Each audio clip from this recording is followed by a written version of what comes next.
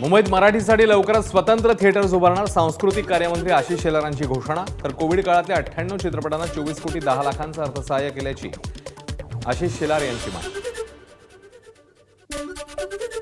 भिवंडी महापालिकेचा 1179 कोटींचा अर्थसंकल्प सादर। शहराच्या सर्वांगीण विकासासाठीचं शिक्षण, सार्वजनिक वाहतूक आणि पायाभूत सुविधांवर अर्थसंकल्पामध्ये विशेष भर। मॉरिशसमधील मोका येथे भाजप प्रदेशाध्यक्ष रवींद्र चव्हाणांच्या उपस्थितीत महाराष्ट्र भवनाच्या विस्तारित वास्तूचा पायाभरणी सोहळा पार पडला। महाराष्ट्र भवनाच्या विस्तारासाठी राज्य सरकारकडून देण्यात आला 8 कोटींचा निधी।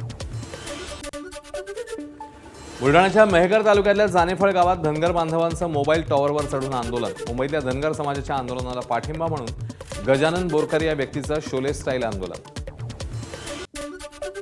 हिंगोलीत पीक विम्याच्या मागणीसाठी क्रांतिकारी शेतकरी संघटनेचं आंदोलन। अतिवृष्टीमुळे मोठं नुकसान होऊ नये, पीक विमा न मिळाल्यानं शेतकऱ्यांचा गोरेगाव सेनगाव मार्गावर चक्का जाम।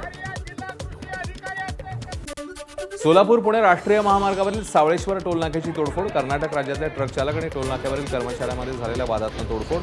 काही काळासाठी सोलापूर पुणे महामार्गावरची वाहतूक विस्कळली। रत्नागिरीच्या चिपळूणमधील वाशिष्ठी नदीत धुतल्या रसायनयुक्त पिशव्या। पिंपळी आणि पेढांबे गावातील भंगार व्यावसायिकांचा प्रताप। एमपीसीबीकडून कारवाई न झाल्यानं स्थानिकांचा संताप। साताऱ्याच्या पाटण तालुक्यातल्या बनपुरी गावात नाईकबा यात्रा मोठ्या उत्साहात। यात्रेला हजारोंच्या संख्येने भाविकांची उपस्थिती।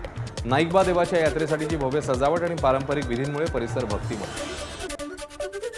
दक्षिण आफ्रिकेविरुद्ध होणाऱ्या आगामी टी20 मालिकेसाठी भारतीय महिला संघाची घोषणा। हरमनप्रीत कौरच्या नेतृत्वाखाली टीम इंडिया 17 एप्रिलपासून 5 सामन्यांची टी20 मालिका खेळणार।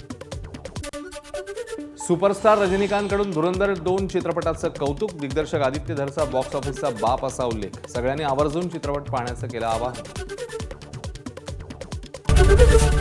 एबीपी माझा, उघडा डोळे बघा नीट।